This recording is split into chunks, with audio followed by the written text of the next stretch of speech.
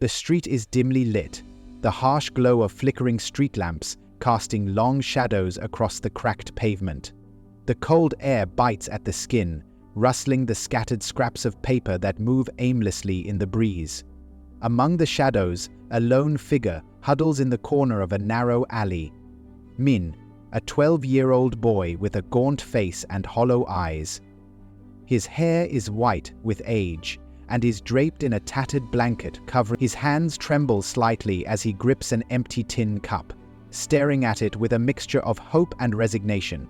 His gaze shifts from the few coins at the bottom of the cup, contemplating if it's enough to buy even the smallest piece of bread. But deep down, he knows it's not. The world has moved on without him, and here he is, alone in the dark. Maybe someone will notice me today, Min thinks, though his doubt lingers, heavy as ever. "Two," says he, more anxiously. "But who would? No one cares about a boy like me." His fingers clench around the coins, and the chill of the night creeps through the thin fabric of his clothes. As he raises his head and scans the empty alley around him, the oppressive weight of loneliness closes in. The air feels thick with memories of his parents, gone long ago. His lips tremble as his gaze drops, and for a moment, the world seems to disappear, leaving only the quiet echo of his own isolation. Then, the sharp sound of footsteps breaks through the stillness. Min freezes, his body rigid with both fear and a strange fleeting sense of hope. Quickly, he hides the cup, his heart racing as he watches the approaching figure. A man in his early 30s appears, his face obscured by the shadows. He pauses when he notices Min sitting there, a small, fragile figure in the dark. The man's expression is unreadable. Neither pity nor judgment, just quiet curiosity. "You need help?" the stranger asks softly, his voice cutting through the tension in the air. Min doesn't respond immediately, too surprised to speak. He stares at the stranger, then down at his hands, unsure whether he can trust this unexpected gesture. Without a word, the stranger reaches into his coat pocket and pulls out a crisp bill, sliding it gently into Min's cup. Min blinks, his eyes wide with disbelief. He reaches for the money, his hands shaking. The stranger gives him a small, reassuring smile, and then, without another word, turns and walks back into the darkness. Min watches him go, still holding the bill in his trembling hand. For a moment, he doesn't know what to think. The cup, now heavier than before, feels like it carries not just the weight of the money, but something else. Something that stirs a faint but undeniable feeling of hope. Min glances down at the bill, then back up at the empty street. The world still feels cold, but a tiny spark inside him refuses to go out. Maybe there's someone out there who cares, Min thinks, though he doesn't quite believe it yet. Maybe I'm not invisible after all. He looks up at the dark sky, his breath visible in the cold air. The street lamp flickers once more, and for the first time in a long while, Min feels a small glimmer of belief. Something has shifted. As the stranger disappears into the night, Min is left with a new feeling, a new possibility. Min sat on the edge of the sidewalk, his legs dangling over the curb. His fingers traced the edges of the worn-out cup he had picked up earlier. It was a strange comfort in the cold to have something, even something so small. The money from the stranger was long gone, exchanged for a crust of bread and a meager meal. The night felt quieter now, almost peaceful, though the gnawing hunger in his stomach kept him awake. He shifted, rubbing his hands together to generate some warmth. The shadows seemed to stretch on forever, and he tried to push the thoughts of his empty future aside. But then, he heard it. The sound of tires rolling along the pavement. Min turned toward the noise, squinting into the darkness. A black car slowed down as it approached. The engine hummed low, like a predator quietly stalking its prey. It stopped just in front of him. The window rolled down slowly. Min's heart skipped a beat, and his throat tightened. He tried not to let the fear show, but he knew, deep down, that something was wrong. This wasn't a passerby or a friendly stranger. The man in the driver's seat was older, his face sharp and hard. His eyes were cold, and his smile didn't reach them. "Hey, kid," the man said, his voice gruff but controlled. "You look like you need a ride." Min instinctively recoiled, his body tensing. The man's tone wasn't kind, but it wasn't threatening either. It was too smooth, too rehearsed. Min didn't know why, but a sense of danger curled in his gut. Something about this man felt wrong. I'm fine," Min stammered, quickly standing up and stepping back. He could feel his heart pounding against his chest. "I don't need any help. I'm good here." The man didn't respond immediately. There was a pause, and then he leaned closer to the window. His eyes scanned Min, as if weighing him, assessing. The air felt thicker now, heavy with anticipation. Min's instinct screamed at him to run, to get away from this man, but his legs felt frozen. It was the same feeling he got when someone tried to intimidate him. The powerlessness. "You sure about that?" the man said, his voice more forceful now. "I can make your life easier, kid. I can take you somewhere better." His eyes glinted with something that wasn't kindness, but it was something Min had seen before. It was the same look that people gave when they wanted to control you, when they saw you as weak and expendable. Min swallowed hard. He wanted to scream, to run, but there was no way out. The street was empty. The few people who passed by were too far to help. He was alone, vulnerable, and he knew it. The man chuckled, sensing Min's fear. "You're all alone out here, huh? No family, no friends. I could give you what you need. No one's gonna help you, kid, except for me." Min's breath quickened. He could feel the weight of the man's words like a chain around his chest. He didn't want to be here. He didn't want to be a part of whatever this was.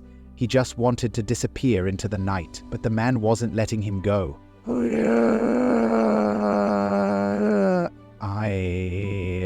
Min started, but the word stuck in his throat. He didn't know what to say. There was no escape. Just then, the headlights of another car flashed across the street, casting a brief moment of light over the scene. Min's eyes locked on it. It wasn't much, but it was enough to snap him out of his trance. With a burst of adrenaline, he turned on his heel and sprinted away, hearing the man's shout behind him. "Don't think you can run, kid. I'll find you." Min didn't look back. His feet carried him through the narrow alleyways, through the back streets, away from the man, away from the threat. His heart raced as he pushed himself harder, the cold night air burning in his lungs. The world seemed to close in around him, the danger hanging just behind him like a shadow. Eventually, he slowed to a stop, leaning against the side of a building, gasping for breath. His chest heaved as he tried to regain control of himself. He had escaped, for now, but the fear lingered, gnawing at him. The world wasn't safe, not for him, not for anyone like him. The man's words echoed in his mind. "I'll find you." Every step he took, every corner he turned, he half expected to see the black car parked at the end of the street, waiting for him. The man's face, those cold eyes, haunted him. And the words kept repeating in his mind. "I'll find you," no matter how fast he ran, how far he hid. It felt like that threat followed him, lurking in the back of his mind. He tried to put it out of his head. After all, what was he supposed to do? Hide forever? But it wasn't just the fear that gnawed at him. It was the doubt about everything he had ever believed in. It had been a few weeks since the encounter, and Min was trying to get back to his routine, finding odd jobs, cleaning windows, carrying groceries for anyone who would pay him. The work was exhausting, and there were days when he didn't know if he was making enough to get by. But he had to keep moving. The fear couldn't control him, not forever. But then, he met someone who made him question everything. It was an early morning when Min stumbled into a small cafe. He'd walked by it countless times before but never stopped. The smell of fresh coffee and warm bread pulled him in today, though, and something about the warm, inviting interior made him feel a little safer. He sat at the counter nursing a mug of cheap coffee, trying not to think too much. The place was quiet, save for the soft hum of the espresso machine and the low murmur of a few regulars chatting in the back. Min's thoughts drifted until a voice pulled him back. "Hey, you're new here, right?" Min looked up, startled. A woman in her mid-30s was standing in front of him, wiping her hands on a towel. She had dark hair, pulled back into a messy bun, and a warm smile that didn't quite reach her eyes. "Yeah," Min muttered, not sure if he was in the mood to talk. First time. She studied him for a second, her gaze sharp but kind. "I'm Maya," she said. "You look like you've been through a lot." Min didn't respond at first. He wasn't one for talking to strangers, especially not when his insides were in knots. But there was something about Maya, something that made him want to open up. Maybe it was the way she didn't push him, just let him be. After a long pause, Min finally spoke. "It's been rough." Maya nodded as if she understood. "I get it," she said, taking a seat on the stool next to him. "Sometimes, life has a way of throwing curveballs when you least expect it." Min swallowed, unsure how to continue. But then, out of nowhere, he blurted it out. "I think I'm being followed." His voice was barely a whisper, as if saying it out loud might make it more real. Maya's expression didn't change, but she leaned in, lowering her voice. "By who?" Min hesitated. "I don't know. A man in a car. He said he'd find me." Maya's face darkened, but she didn't seem scared. "That's not something to mess around with, Min. You need to be careful. People like that, they don't give up easily." Min nodded, trying to ignore the way his heart started to race at the thought. "I don't know what to do. I don't have anyone to turn to. I'm alone." She studied him for a moment, then gave a small, rueful smile. "You'd be surprised how many people are alone even when they think they're not. But the thing is, we all need someone at some point. And if you're serious about getting out of whatever mess you're in, you might want to think about getting some help." Min's heart sank. Help?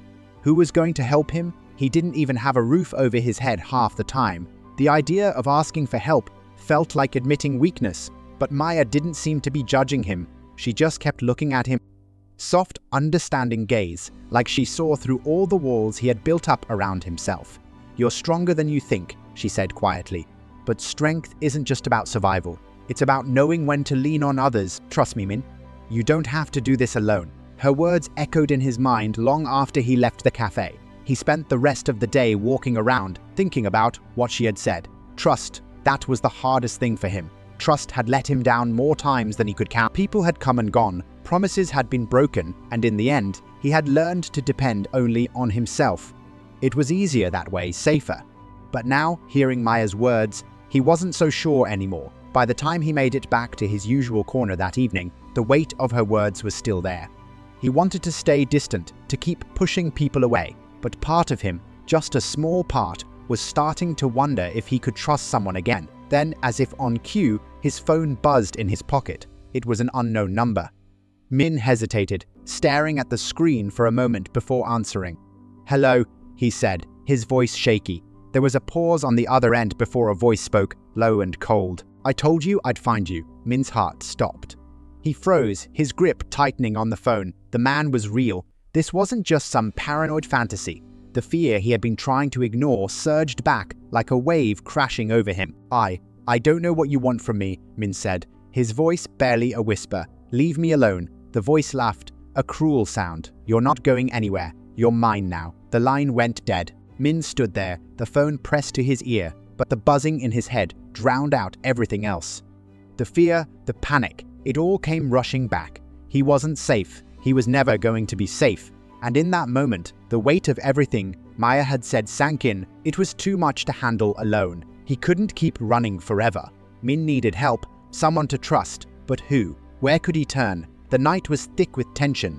Min's pulse raced as he stared at the phone in his hand. The voice on the other end still echoed in his mind. "You're mine now." Every second felt like it dragged on forever, the weight of the threat hanging over him. The fear was suffocating, and he could feel his hands trembling. His mind, for weeks, he'd been running from a man who promised to find him, running from a past he couldn't escape. But no matter how far he went, the shadow of that threat loomed over him. And now it was finally here, right in front of him. The old abandoned warehouse on the edge of town was dark, the only light coming from the distant street lamps. Min had been there before, passing by it when he was younger, but tonight it felt different. Tonight, It was the place where he would have to face everything he had been avoiding. He had been following the man's instructions. Meet at midnight, alone, no one else. The fear gnawed at him, but something else was there too, a small spark of defiance. He had spent too long hiding, running from a life that had already hurt him too much. He wasn't going to back down now. As Min stepped inside the cold, empty warehouse, he saw the man, the one who had hunted him down, the man who had been in the black car. He was standing in the shadows, his face partially hidden, but Min recognized him instantly. "You came," the man said, his voice low, almost amused. Min didn't answer. He just kept his eyes on him, the anger and fear mixing inside him like a storm. His hands clenched into fists, his breath shallow. He wasn't just standing here to let the man take him. He was here to end this, to take control, even if just for this one moment. The man stepped forward, a slow, deliberate movement. Min could feel the tension in the air, the weight of every step the man took. "I knew you'd come," the man said. "I told you I'd find you. Now, it's time for you to pay for what you did." Min's heart skipped a beat. What did I do? He couldn't even remember. His mind was a blur, but the memories of the past were slowly starting to come back. The people he'd hurt, the mistakes he'd made. "I don't owe you anything," Min said, trying to keep his voice steady. But inside, his head was screaming. He had nothing left to lose. What did it matter if he stood up to this man now? The man smirked, taking another step closer. "You think you can just walk away? There's no escape." There never was. Min felt his stomach twist. This was it. No more running. This was the moment where he had to decide whether he would give in to the fear or face it head-on. The man was right about one thing: there was no escape. But that didn't mean Min had to let him win. With a deep breath, Min took a step forward. He wasn't sure what he was going to do, but something inside him had shifted. He wasn't just the scared boy anymore. He wasn't going to let the past control him. Not anymore. The man paused, his eyes narrowing as Min closed the distance between them. "What are you going to do, huh? Fight me? You're nothing. You'll always be nothing." Min didn't reply. Instead, he reached into his jacket pocket and pulled out the small, worn-out notebook he had carried with him for years. He had kept it hidden, tucked away, a record of everything he'd lost, everything he couldn't forget. The notebook had been a reminder of his struggle, of how far he'd come despite the odds. The man's eyes flicked to the notebook, confusion flickering across his face for a split second. Min knew he had to act fast. Without warning, Min hurled the notebook toward the man. It wasn't just a notebook. It was everything Min had been too afraid to face. It was his anger, his fear, and his regret. It was his chance to stand up for himself, to show that he wasn't afraid. The man caught the notebook mid-air, but before he could even react, Min rushed forward, pushing him back with all the strength he had left. He didn't think, he just acted. The man stumbled, his hand tightening around the notebook. Min didn't wait for him to regain his balance. He grabbed his arm, twisting it sharply until the man dropped the notebook. In that moment, something inside Min clicked. He wasn't just running anymore. He wasn't hiding. He had confronted his past, and for the first time in years, he felt powerful. Not because he had defeated the man physically, but because he had made a choice to stand his ground. The man staggered back, clutching his arm. His face was a mix of anger and disbelief. "You think you've won? You don't even know who you're messing with." But Min didn't care anymore. He was done with the fear, done with the past that had held him captive for so long. "You don't get to control me anymore," Min said, his voice steady. "I'm done being scared." The man's expression faltered for a moment, as if something in Min's words had broken through the wall he had built around himself. But the moment was fleeting. The man recovered, sneering. "This isn't over." Min didn't respond. He just turned and walked away, his heart pounding in his chest. There was still so much unknown, still so much to face. But for the first time, Min didn't feel like he was running. He wasn't hiding. He had taken a step toward freedom, and no one, not even this man, could take that from him. As he walked into the night, the mystery of what was to come still lingered, but he knew, deep down, that he had crossed a line, and nothing could make him go back to the person he was before. Min didn't look back as he walked away. The cold air bit at his skin, but it wasn't the chill that made him shiver. It was the weight of what he had just done. His mind was spinning, replaying every moment, every choice that had led him here. Had he made the right decision? Was he really free? Or had he just stepped into something bigger, something worse? His breath came out in shallow bursts, the kind you get when you've been running too long. His chest felt tight, like there was a weight pressing down on him. But as he walked farther into the night, away from the warehouse, away from the man, that pressure slowly began to lift. It wasn't gone completely, but it was lighter, less suffocating. He found a bench by the side of the road and sat down, letting the silence settle around him. His fingers still trembled slightly, but he was starting to breathe more easily. In the distance, the soft hum of traffic and city noise felt oddly comforting, like a reminder that life went on, even when you were faced with the darkest moments. Min closed his eyes, letting the cool wind sweep through his hair. His thoughts were jumbled, a mess of relief, confusion, and something deeper that he couldn't quite name. He had finally stood up for himself, finally confronted the monster from his past, and yet, he still didn't feel whole. It was like something was missing, some piece of him he hadn't yet found. Did this change anything? He wanted to believe it did. He wanted to believe that the decision he made tonight would be the turning point, the moment everything changed. But the nagging doubt still lingered. Was that it? Was that all it took to free myself from everything I'd been running from? Minutes passed, but it felt like hours before Min stood up, brushing the dirt from his jacket. His legs were stiff, his body still tense, but the storm inside him had quieted. He wasn't sure if he had won, but he was sure of one thing. He wasn't going to let fear control him anymore. As he started walking again, his phone buzzed in his pocket.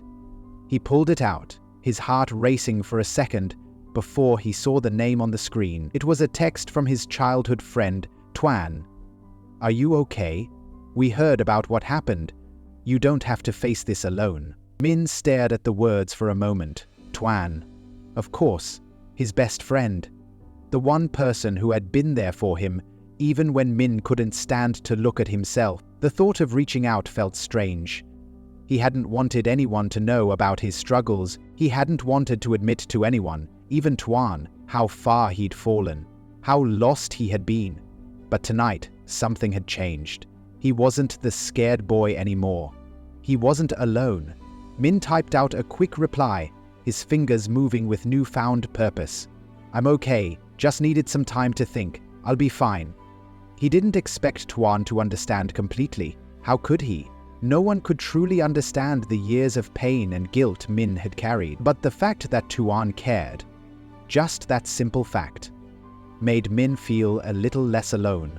He slipped the phone back into his pocket and kept walking.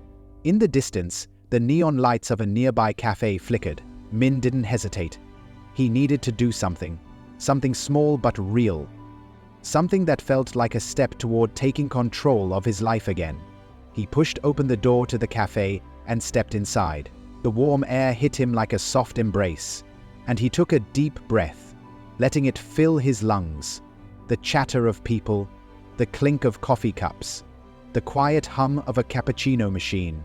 It all felt so normal, so different from the chaos of the past few months. Min sat at a table near the window, glancing out at the city street. His thoughts still raced, but there was a sense of calm settling in. The conflict hadn't disappeared. It wasn't over, not by a long shot, but he felt like he could breathe again. He could think.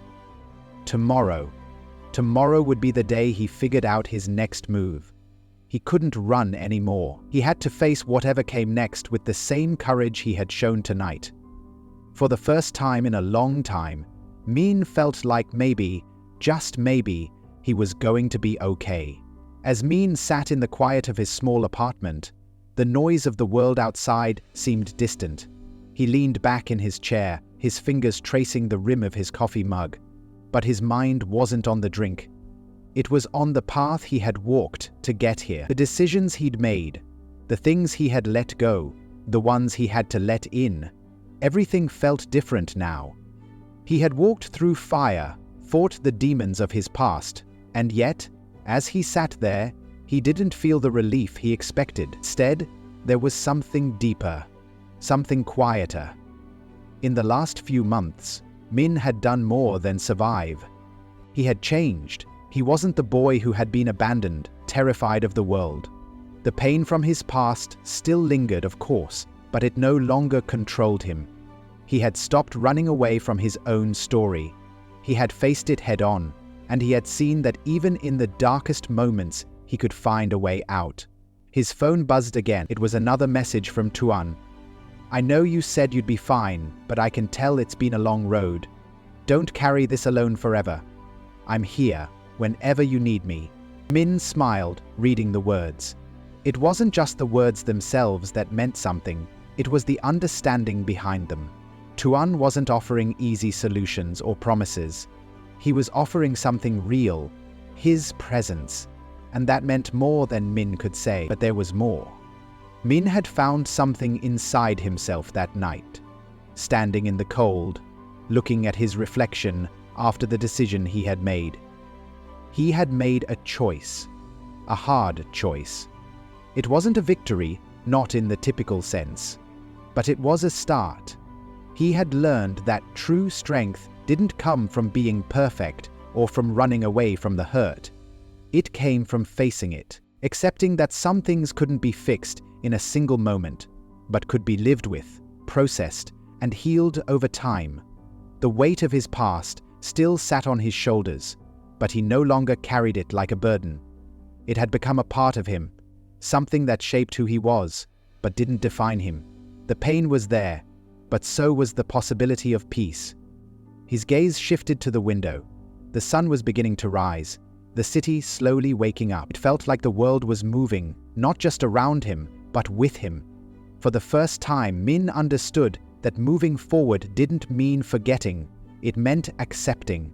It meant embracing all the pieces of his story, the good and the bad, and knowing that they had brought him here. He stood up from his chair and walked over to the window, looking out at the morning light. There was a peace in the way the world seemed to breathe, in the way things didn't need to be perfect to be right. The Min wasn't perfect. His life wasn't perfect. But for the first time, he felt at peace with it. Maybe that's what it was all about, coming to terms with yourself. Not needing to fix everything, but finding a way to live with it all. And in doing so, finding a new kind of freedom. The phone buzzed again, but this time, Min didn't rush to look at it. He felt no urgency. His path was his own now, and he was okay with where it led. What mattered was that he was walking it, not running from it anymore. Sometimes, Min thought, peace doesn't come from solving everything. It comes from accepting that you don't have to. And that realization made everything feel just a little lighter. Min stood at the edge of the pier, the cool breeze sweeping across his face as the sun dipped below the horizon. The water stretched out before him, endless and calm. It was a quiet moment, but it carried a weight, one that seemed to echo everything he had been through. The world was still turning, and so was he. He looked down at his hands, feeling the roughness of the calluses that had formed over the years, the marks of a life lived, of growth that didn't come easy. And in that moment, Min understood something. The world didn't owe him anything, and he didn't owe it anything either. All he had was his story, his choices, and the path ahead. And that was enough. He closed his eyes and took a deep breath, letting the cool air fill his lungs. There was peace in that, a deep, steady kind of peace. And as the last sliver of the sun disappeared beneath the horizon, Min spoke softly to the wind, as if the world itself was listening. "I'm ready now." He didn't know what the future held, but for the first time, he wasn't afraid to face it. With every step, he was creating something new, something real, built from the pieces of his past, but not defined by them. The waves continued to crash gently against the pier, and Min walked away, the soft echo of his footsteps mingling with the sounds of the world that moved on, just like him. What would you do if someone you helped years ago came back into your life? Would you be ready for the unexpected? Let us know what you think in the comments below. Have you ever experienced a moment that changed your life forever? And if you found this story inspiring, don't forget to like, share, and subscribe for more emotional journeys. You never know who might be watching and how their story could change yours.